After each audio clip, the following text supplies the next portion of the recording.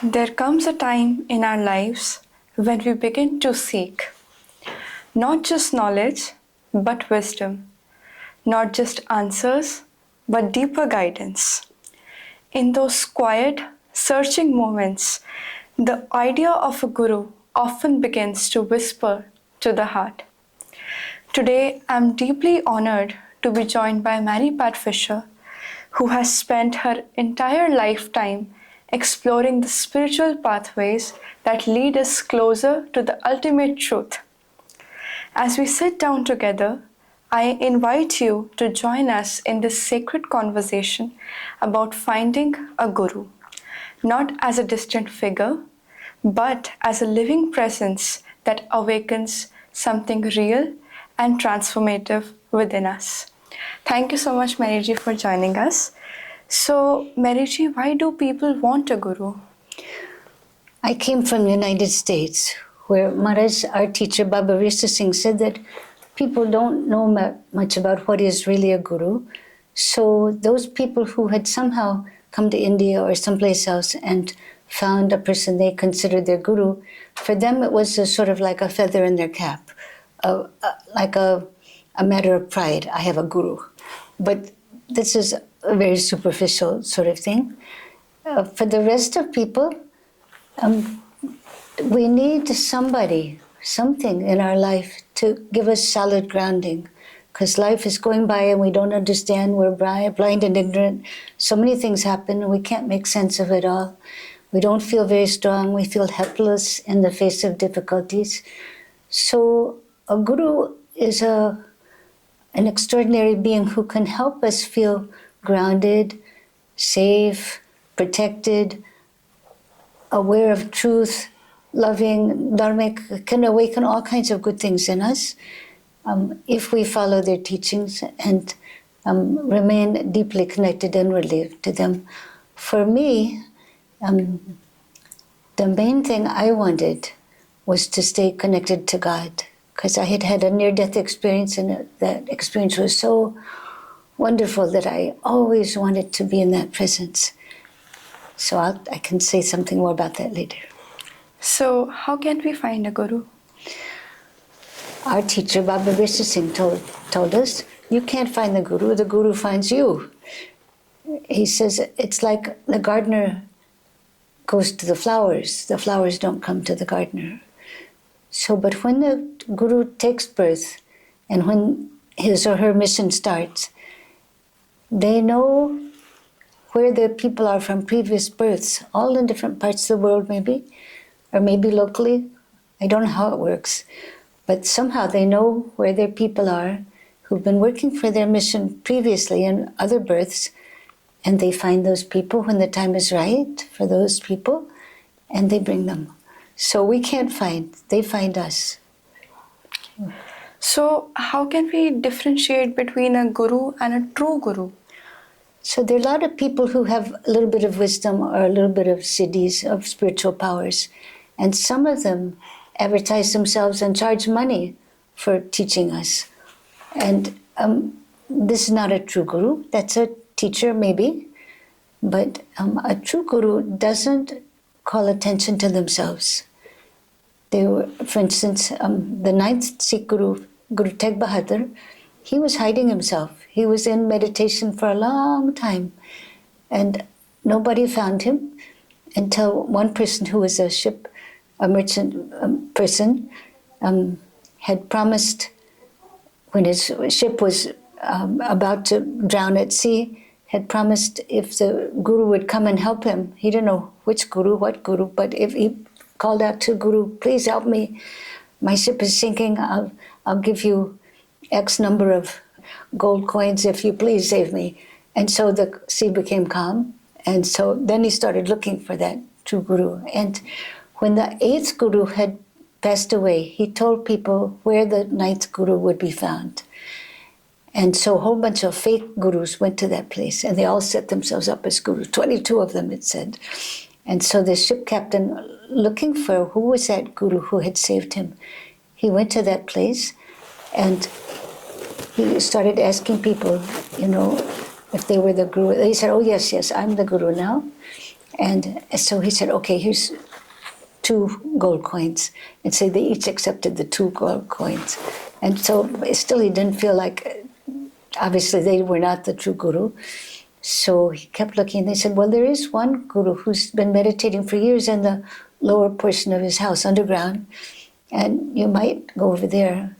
And so when he found that person, and he said, Guruji, I've come to honor you with 2 gold coins. And Guru said, but you said it was 500. And so then he knew he had found the true guru.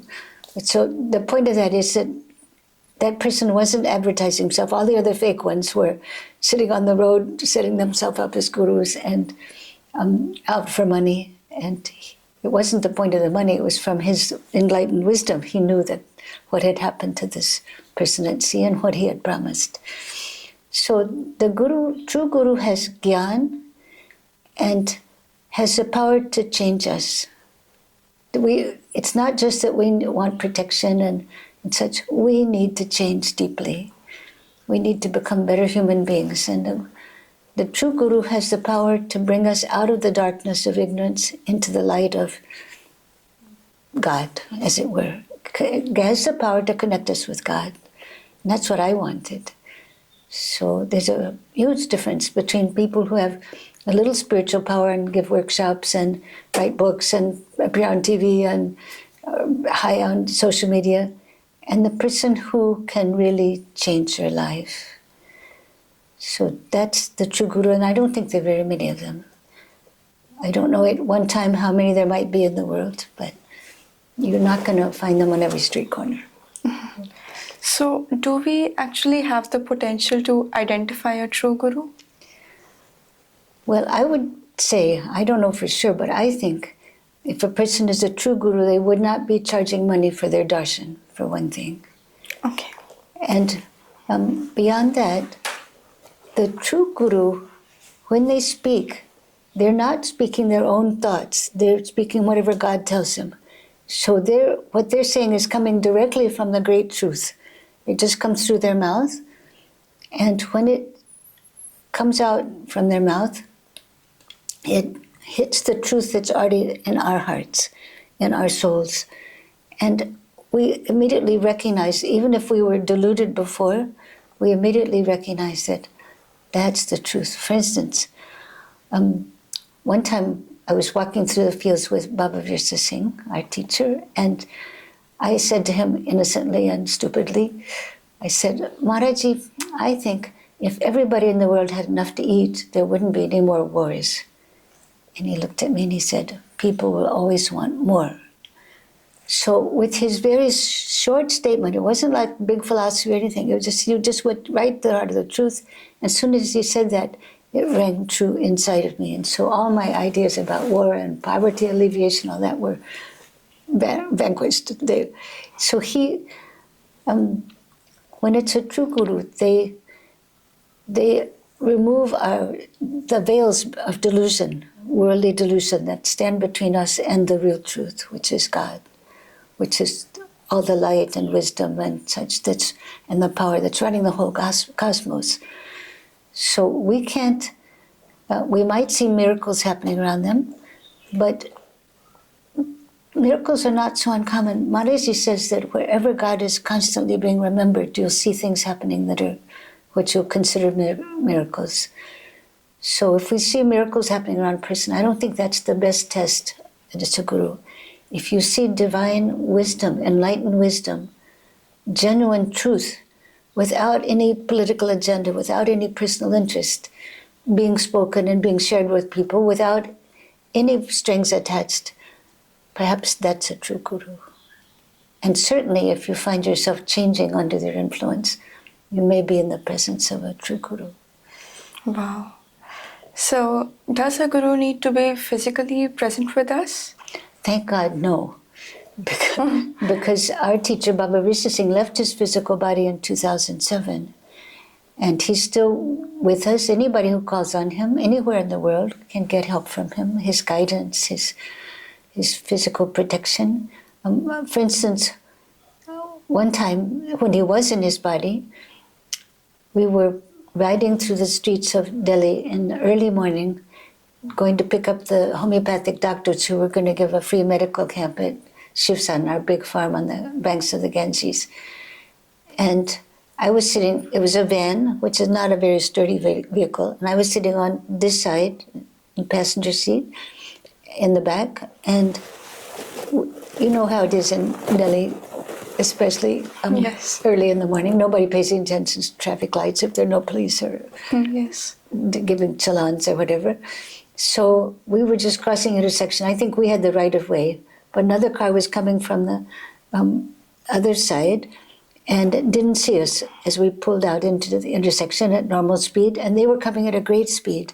So they didn't see us in time to stop, and you know it takes a long time for a car to stop. So what happened, I was just watching, you know, I have great faith in Maharaji, so I was wondering what he would do, because we were about to be crushed by this impact of this car. So I just looked, and the car didn't even begin to stop because they didn't see us. They were driving very rashly, very much too fast. And just before they hit the side where I was sitting, just inches away, the car suddenly stopped. Just suddenly stopped. And a car cannot suddenly stop. It's not possible. Exactly. According to physics, it's not possible. Too much momentum going. But so I think what happened was Maharaj just put up his hand and stopped that car. Just like that. And then we went on. So many things happened. Another time, I was in the United States, very far away from where Maharaji was, of course, on the other side of the world. And my granddaughter, my first granddaughter, was crying all day long. We were having a family reunion, and all day long she was crying and crying and crying. And all the good baby people would take her and try to do this and that to keep her quiet and calm her down, and nobody could do anything with her. She just kept crying and crying, and she was miserable. Everybody else was miserable. So it was my turn. So I took her and I went down in the basement where nobody was, and she was still crying, wailing, screaming, and all tense and everything. So I tried doing whatever I could do, pat, sing, whatever, and massage, nothing doing. She was crying and crying. So then I finally said, Maharaji, I give up. I can't calm this baby. You please take care of this baby. As soon as I prayed to him, the baby went limp on my shoulder and fell asleep. So he doesn't have to be physically present with us to hear us, to help us. He can stop a racing car. He can calm a crying baby. He can do anything, anywhere. And we can always ask him for help, for guidance, or for help in any situation. So Baba Vishnu Singh, who in my opinion is a true guru, that's the opinion of a lot of us, but that's what we think, that's our faith. So he can still run everything here at Gobind Sadhan without being physically present. When he left his body, if he weren't a true guru, the whole place could have collapsed. Perhaps he was just charismatic and people flocked to him and served him because they just so much loved him, and it was so wonderful to be near him. That could have all ended when he left his physical body. But it didn't. Everything just kept going on. Everybody kept doing their duties. So obviously he was still, without being in a physical body, guiding and blessing and inspiring everybody to just do their duties as he had when he was in his body. So I'm quite convinced that he doesn't have to be physically present. And in fact, a lot of people are discovering him after he left his body, and they never had the chance to meet him personally, but they're still having very wonderful inner experiences with him, because that's where we meet the Guru. The outer meeting is something on the surface. The real work that he does is inside of us. And so he somehow speaks to our soul. I don't know how it works, but somehow it's all an inner connection, and that can happen without his or her being in their physical body. I mean, that's really surprising how suddenly a racing car stopped and the baby stopped crying and, fell asleep. It's just Like it's not kind of possible according to physics, and still it happened. It's no less than a miracle. So, Mariji, I've seen that you often take Baba Virsa Singh Ji Maharaji's name. So, how did you find him? Well, he found me, but that's how it works. When I was 30 years old, I'm now over 82, so this was a long time ago. I had to have an operation, a major operation, and after that, I got an infection. And I was in the hospital in the United States, where things are supposed to go along properly according to rules. But in this case, I got a post-operative infection, and there were no doctors available to take care of me, and the nurses were not allowed to do anything without doctor's permission. So I took my own temperature, discovered it was very high, and the bed was going back and forth with, it felt like, with the pumping of my heart, which is trying to cool the body.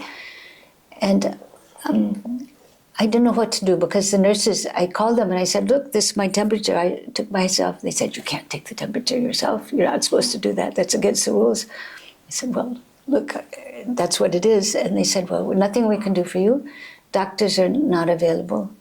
And they're all in surgery. And so they left, and they turned off my call bell, and they closed the curtain. I was in a double room, but there was no other person there. They closed the door. So I thought, oh, what to do? You know, I may be dying. I felt like I was probably dying. And I thought, I don't think it's my time to go yet. So what to do? So I thought, well, one thing to do is to get very quiet, so the body, which I know can help to heal itself, so it can do the best it can to try to heal this situation, whatever it is. And also I started praying. And I had grown up in Christian church, and we said prayers, written prayers and such, but I never knew that anybody was listening to those prayers, and probably they weren't, because we weren't talking to anybody, we were just reading a prayer. So, but I started praying by talking to whomever is there that I couldn't see. And I discovered, as soon as I started doing that somebody was there. I was physically alone in the room, but there was a very great presence just to the left of my bed, like standing there. I could just feel this great being there, and the whole room filled with absolute unconditional love, like I'd never ever experienced before. Much as I had experienced love in my life, this was a totally different dimension. So it was so wonderful. For hours, the nurses didn't come, so for hours I was alone in the room with this presence, just basking in its presence. So blissful.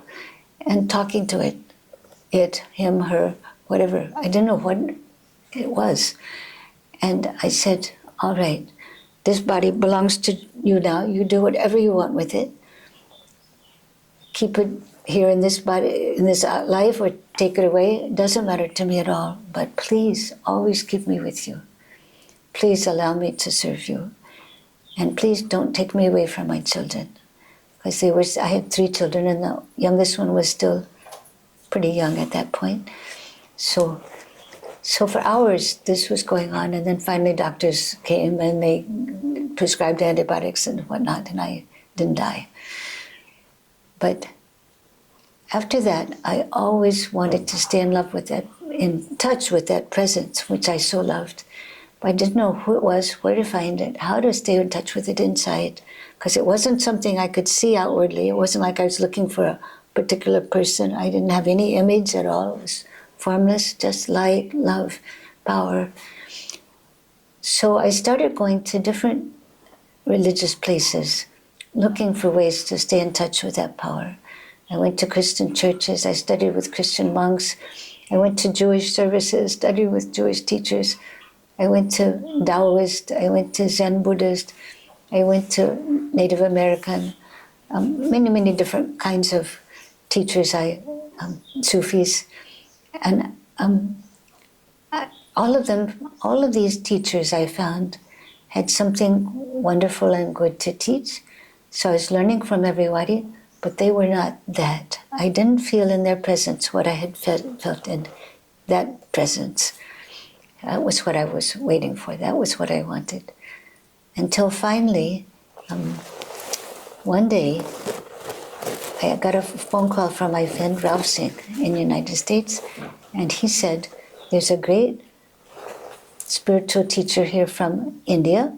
Maybe you'd like to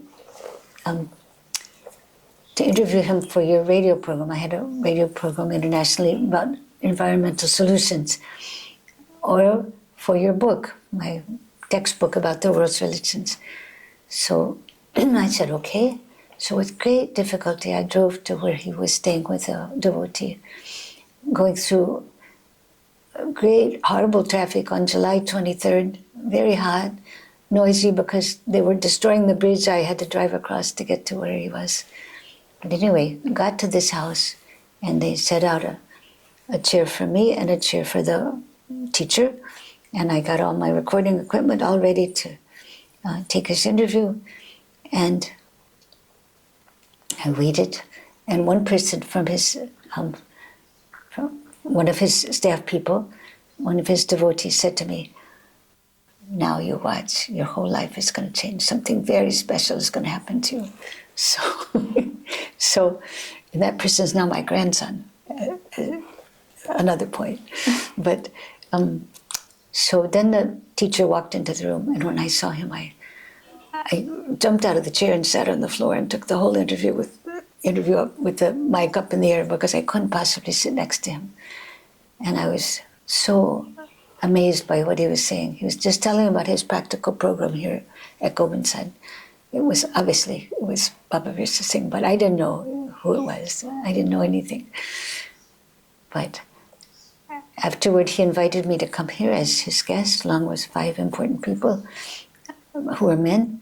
And when I came here, I felt so much at home. And in his presence, I experienced exactly the same thing I experienced in the hospital. The presence of absolute unconditional love.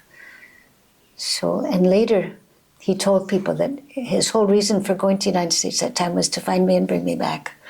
So, after my audience with him, he told his people, now our work is done. So I don't know why, he chose us the most foolish, incapable people, and I think that's why, you have to be empty in order to be filled. You can't be a person that's full of ego and all proud of themselves and full of their own ideas, and you can't teach them anything. A person has to be empty, or foolish, or whatever, so you can teach them something. So that's how I found him, but I didn't find him, he found me. So that was such a heartwarming experience. I tried to visualize the same, how it must have happened, you sitting with Maharaji. So what happens after we find the Guru? So the people who want to find a Guru don't realize that it's going to mean your whole life will change.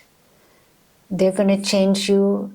They're going to help eliminate all your bad qualities. They're going to help you get rid of the 5 evils: Kam, Krodh, Loh, Moh, Ahankara, lust, anger, attachment, greed, ego. These things are our inner enemies, and we can't get rid of them by ourselves, especially not ego.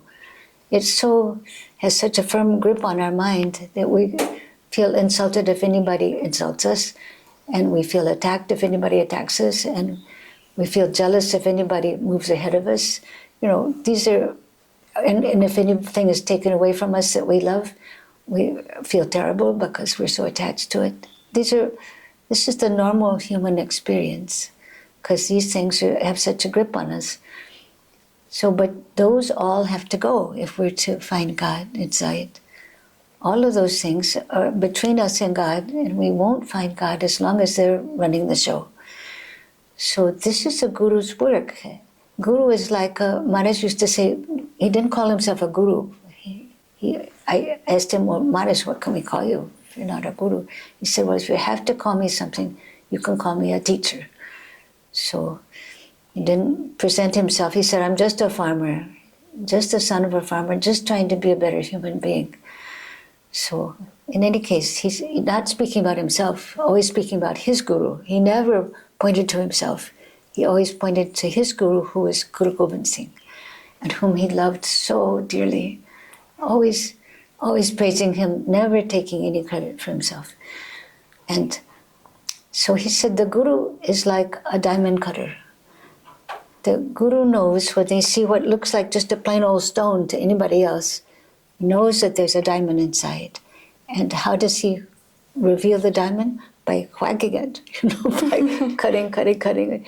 Gradually all this gross stuff on the outside, just ugly stone, nothing special, is cut away, cut, until finally the beautiful, clear diamond inside is revealed. And even then, a master diamond cutter doesn't just take a raw diamond. They have to cut each of the facets perfectly so that it beautifully reflects the light and is, I don't know how a diamond cutter works, but anyway, I know they have to cut it very perfectly. So the Guru's work is to keep whacking us, keep cutting away at us. But fortunately, the Guru, in case of Maharaj Baba Visa Singh, very merciful, very, very kind. He had great consideration for my feelings, so he didn't whack me. But still, they give us things to do.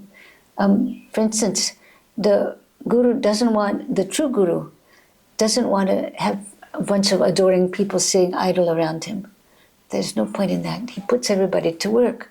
So my first job was to do typing for people who'd come to this seminar he was holding. All these professors would come, but they didn't type, so they had brought their handwritten papers, and my job was to type their papers for them.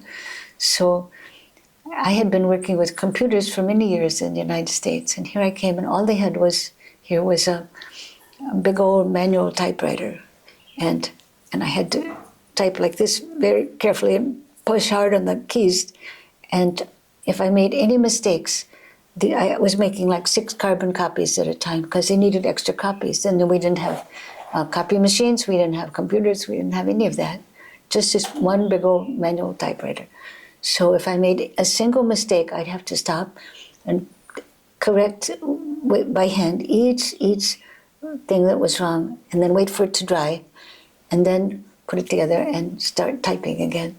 So it trained me in typing accurately, and also in not feeling like, well, I've come to the United States and I'm this, I'm that, and these people are all giving me their papers, just making me their slave. I didn't feel like that at all, because that was really part of my training. So happily, the Guru gives you the power and the will and the happiness to do whatever seva they give you. And seva is a big part of the Guru's mission, at least in Baba Visa Singh's mission. That it's through seva and Nam. They give us Nam, the mantra that he got from Guru Nanak Dev Ji. And when you do seva without any self-interest, and when you're doing Nam as you do seva, and when you're reading scripture that they give you to read, which is all enlightened wisdom from some guru, whatever is the tradition, when you're doing these things, and when you're doing meditation, when you're doing these things slowly, that's their way of cutting away. So it's the whole point is that we need to change, because we can't draw closer to God, which is His mission. And what happens when you become close to Guru, when Guru calls you, all of your bad qualities start to move aside because they're pulling them out. And His mission, His thoughts, His power, those become your thoughts, the power that guides you, and the mission that your life is dedicated to. So all your stuff gets aside, and their much more wonderful stuff becomes what animates you. So all that starts working in you, and so things begin to happen that you can't possibly do by yourself. You don't have the ability to do the things that happen. Maharaj gave me a lot of duties in areas I didn't know anything about, like running the dairy, for instance, or running the agriculture. Well, I knew how to do a small garden, but I didn't know how to use it. I didn't know anything about tractors and all the things that tractors pull, and I didn't know anything about this soil, this climate, these crops. I didn't know anything. He gave me things like maintenance and building. I didn't know anything. began to learn the words. I didn't even know the language. So I began to learn the words for brick and cement and things like that. But one time I said to Maharaj something about one of our buffaloes, because he put me in charge of the dairy, which was incomprehensible because I didn't know anything. And I said something. He said, "You've been here this long and you don't know the difference between a Burra buffalo and a, what's the other kind? Neeli. A Neeli is the one that has blue eyes and with a white spot here, and Burra is the sort of brown one." And so, so I had to learn everything from ground up. And if you start as a beginner, when I was over there in the United States, I was considered a Sufi leader. They had assigned certain people to me, and I was supposed to be teaching them and leading them in retreats and all this. And I've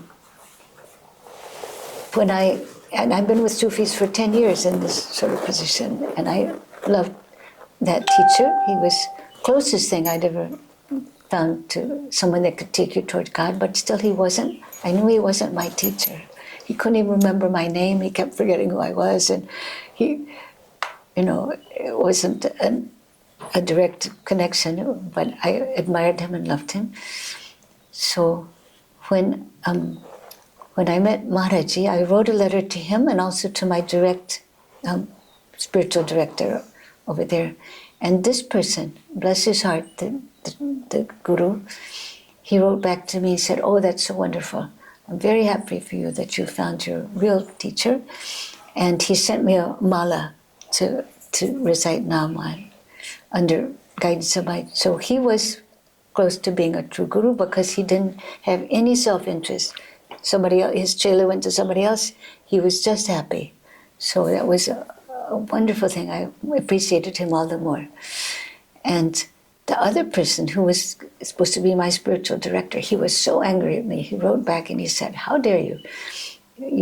For so long you've been working your way up the ladder of spiritual evolution and you've reached a certain level and now you're going to go back to the beginning and have no status or anything." I wrote back to him, I said, "If I have to start at the beginning again in order to reach God, I'll do it. It's not the point to have any status. The point is just to melt and merge in them." So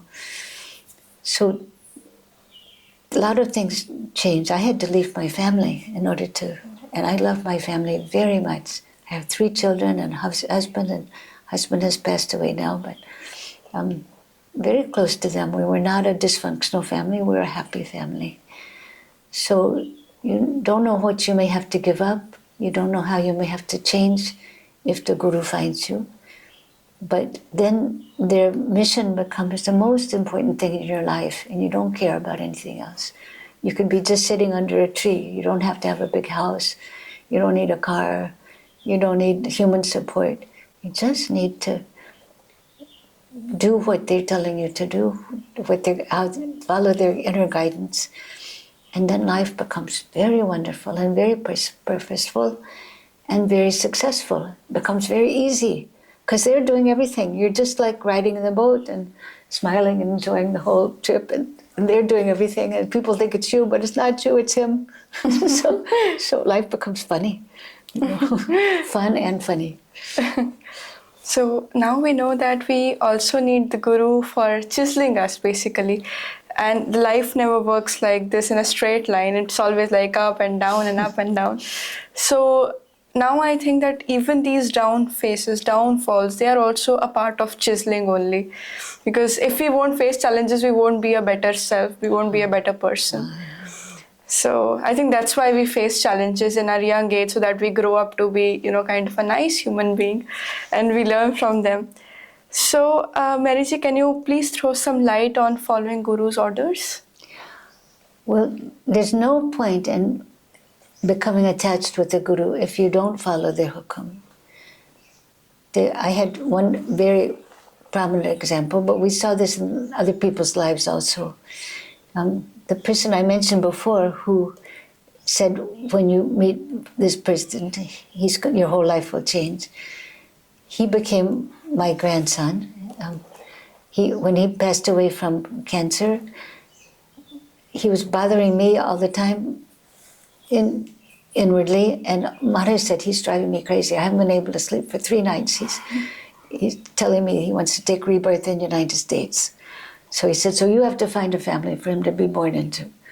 I thought, oh, this is, how shall I do this? But so I thought, well, he's come from an aristocratic family. He gave up everything, all the aristocratic lands and servants and all this stuff in order to live simply and serve Maharaji.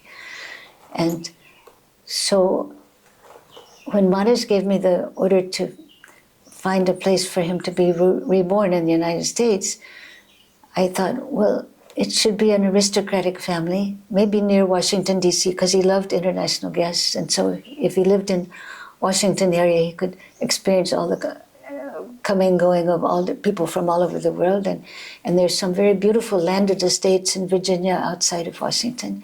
And I knew a few people from that area, and even some wealthy ones. So I tried to contact them, I couldn't get hold of them. And anyway, it didn't work at all. And so finally I was sitting with Maharaj one day and I said, Maharaj, please forgive me. I haven't been able to find a home for him. And Ralph Singh's wife, Joginder Kaur, was sitting next to me and she said, send him to your family. I said, we're not wealthy people. We're not. It's not the kind of place I was looking for. She said, nevertheless, tell him. So I finally said, Maharaj, please send him to my family. And Maharaj grinned, because he knew that my daughter was already pregnant. I didn't even know. He'd already found the place. It was his Leela. He was pretending that I was supposed to find it, but he'd already found and chosen and sent the child to them. But then what happened? So I was so excited. My daughter's pregnant with Maharaj, one of Maharaj's dearest friends. When he's born, I want to see him. So time came that the baby was born. It was indeed a boy. And I asked Maharaj, can I go see him? I would like to go to the United States and meet him. I want to see him in this new form. And he said, you don't need to go.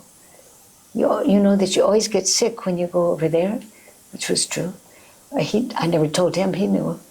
And your daughter's going to have enough help. You don't need to go there to see him. I was crushed because I thought the thing to do is to go meet him and say, welcome back and love him and stuff. But I kept quiet. But I just was too eager. And so again, another time I asked Maharaj, can I please go? He said, okay, go. So he was like that. He would, if you want to make your own mistake by just following your own ideas, he would let you, because it would be a learning experience. And anyway, he wasn't like, he said, I never considered myself a master and you people are my slaves. We're all brothers and sisters. We just have different roles. That was his humility. So anyway, he said, okay, go. So I went over there, and I was on the last airplane that got over there without being quarantined because of some plague had broken out in Mumbai, some very dangerous disease, and they were beginning to check everybody who came from India for this plague. It was being carried by rats, of all things. And anyway, so I got to my daughter's house, and I got very sick, of course, as Maharaj said, got very allergic. And then so I had to sleep outside because she didn't want me inside with the baby because I was sneezing. I might have this plague. Nobody knew, and I didn't know. Maybe I did. So my husband brought a tent and sleeping bag for me so I could sleep outside. And I got all the more allergic because they were all moldy. And so I spent the whole time in a tent sleeping while the other grandmother came and was very helpful and doing everything. So I was just a burden on my daughter. And I only got to hold the baby for 15 minutes, and then I came back.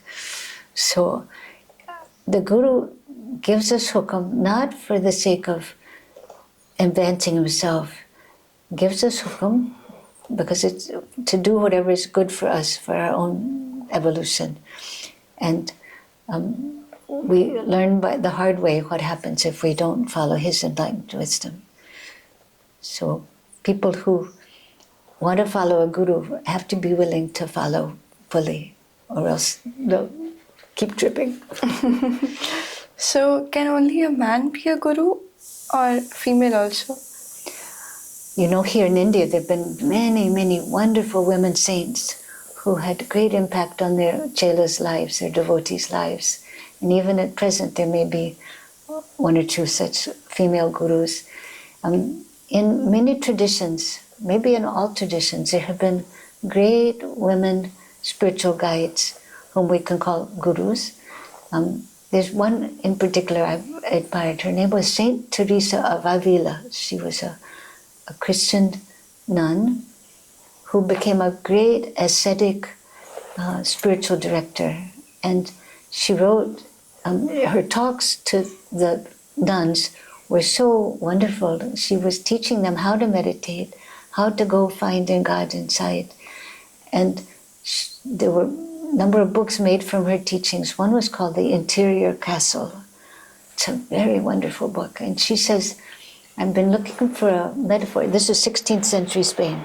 She said, I was looking for a metaphor for what is the inner life. And she said, it seems to me it's like a diamond, a perfect diamond. The soul is like a perfect diamond. And the whole point is to go into that diamond, into the center of that diamond. And that's where, in the purity, absolute purity of this place, that's where you'll find God. So the whole point of meditation is to leave aside the outer things and go inward, inward, inward into this very pure and beautiful and holy place. So she was not only a wonderful spiritual teacher, and she trained so many nuns how to find God, but also she was a very practical woman. She didn't have very good health. She was often sick because she worked so hard.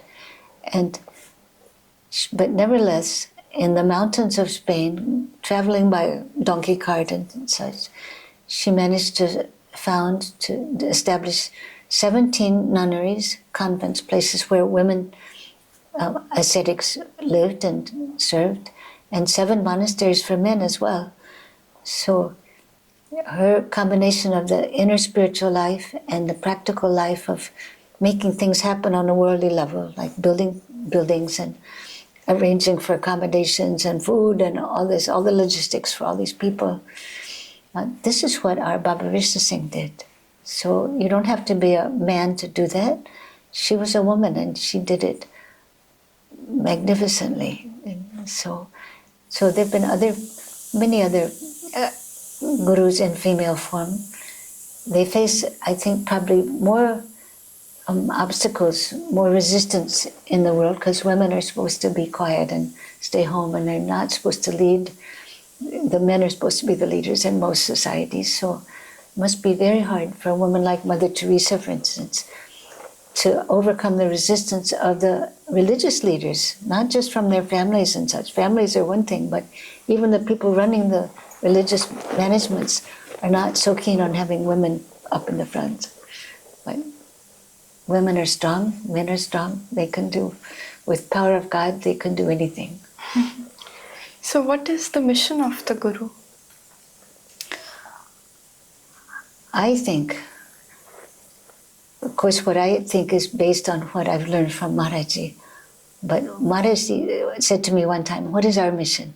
I said, I don't know, Maharaji, because I saw a lot of things happening. Barren lands being developed, people being raised out of poverty, this sort of thing. So I didn't know which of those things to choose, because it all was happening all around. Miracles happening, people changing, people being healed, people being saved, all the time. He said, our mission is to help everyone draw closer to God. So I think that's probably the central mission of every true Guru, is to help people find their path out of ignorance into the light of God. And that's what the word Guru means. It means the one who brings light into the darkness. So once they bring us more and more into the light, that just takes over our life. And if everyone could be brought out of the darkness of ignorance, the ignorance of thinking that one prophet is only one, for instance, and so fighting with each other over who's got the best prophet, and we're the ones with the truth and you don't have it and you're all doomed to hell. His other mission related to that was to bring down the barriers like that have divided people of different religions. And this is a very special quality of our teacher, Baba Virsa Singh, that he didn't just confine himself to one religious institution. He quoted from all the prophets, loved all the prophets, encouraged us to read the scriptures of all religions and to celebrate all the prophets. So that can also be part of the Guru's mission. But I think the central one in general is to help bring people closer to God and make them better human beings so that they're not cruel, they're kind, compassionate, truth-loving, honest, just, compassionate. The Dharma, which is the one universal way of what we call religion or spirituality, that can be awakened in people because it's a truth that we already have inside of us. We're all part of that great truth. And so that thing which we call Dharma is part of our, it's part and parcel of us. We took birth with this thing. Nobody came without it. You can't, everything has a soul. Even animals seem to have souls. Plants have souls. Mara says there's life in everything. So it's to awaken that inside of us which is sleeping, which is there in everyone, but to bring it forth. And so if people begin to live from the soul level, from that, the whole world can change. Mara says the day will come when God's love will sweep like a wave through the whole world and all the evil and corruption will vanish. And then I suppose we'll be back in Satyug. Thank you so much, Mary, for sharing these wonderful insights, wisdom, and your heartwarming experiences. They really are heart-touching. And now we know what is the importance of Guru in our lives, importance of following Guru's orders. He lets us do everything. He just leaves it on our will, and then we face the consequences. And we know that we need a lot of chiseling. But Baba Virsa Singh Ji Maharaj, he is such a wonderful Guru, such a wonderful Guru. And if this conversation touched your heart, please like, comment, share, and subscribe for more such conversations. Until next time, stay connected to the divine and stay happy and positive. Thank you.